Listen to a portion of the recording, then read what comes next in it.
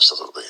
Absolutely. I mean, it's kind of wild because I even have problems, with there's family members and different things. A lot of guys counted me out even back then.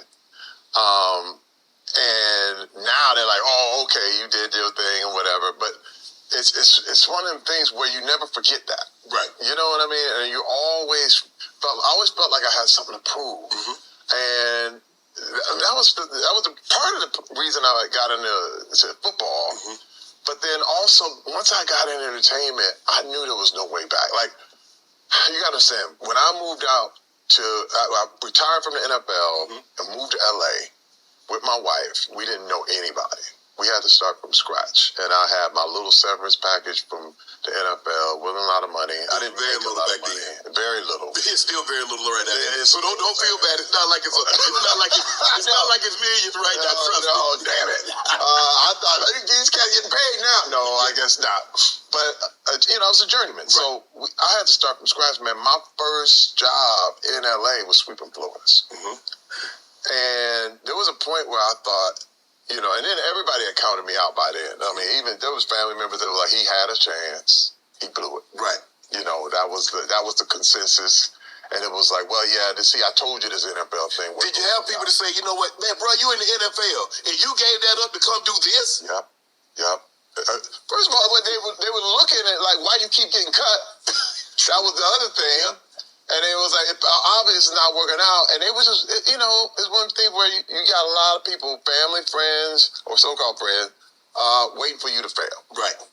And that's a big drive. Yeah. For me, it was like, I love when you count me out. It's like one of them things where I got to show everyone. My wife, my wife has always been by my side. And there was one time even when she came to me and she was like, Terry, look, she said, we hurting. She said, we ain't got no money. We starving. We got these 2 kids at the time. She was pregnant with my 3rd. And we had 5 total. Yeah. And so she was like, what are we going to do if we're struggling like this? It's not working. Then when are we going to go back? Are we going to go back? I said, we are never leaving. I don't care if it happens when we're 99 years old. We are never leaving LA. I promise you this. I said, if we just continue to do this, because this is where I had kind of learned the mistakes I had made in football. Okay.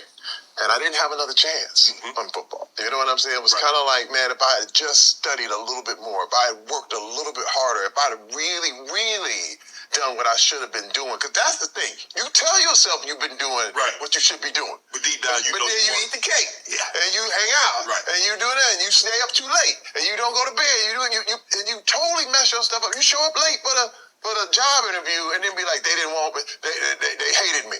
It's like, no, you showed up late, bro. And I totally had to be honest with myself, man. Start marking off things that I wasn't doing. And I said, okay, what I'm going to have to do, and this is the way I framed everything, even when I was here in LA. I said, imagine, what if I'm sweeping this floor, man? You understand, I'm almost in tears while I'm sweeping this floor because I'm going, dude, my life may never, ever get back to where I saw. Because once you're in the NFL, you at least see it. You see the money. You see the stuff. You're like, man, I'm there. I can touch it. And then the nice cars and the jewelry. Oh, you see the cars pulling out the lot. You see the jewelry. You see the people living the life and the press. And then all of a sudden, but it's gone. And it's gone. Right. And I said, man, look, okay. I said, imagine if someone was going to give me $1 million to sweep this floor. How would you sweep it? And these are the little bitty mindsets that, and I remember I was like, okay, I have to imagine I'm going to get $1 million if I sweep this floor correct. Because I had to play these kind of games with my head in order to get over the depression. Right. And I remember sweeping, and all of a sudden I forgot about my problems. I forgot about it. In fact, I was doing something about my situation. And I decided to do that about every menial job that I ever had. I was filing papers that fell over in the Veterans Administration, all the papers that fell over in the Northridge earthquake. I'm filing papers. I'm doing this. Then I started doing security for movie sets.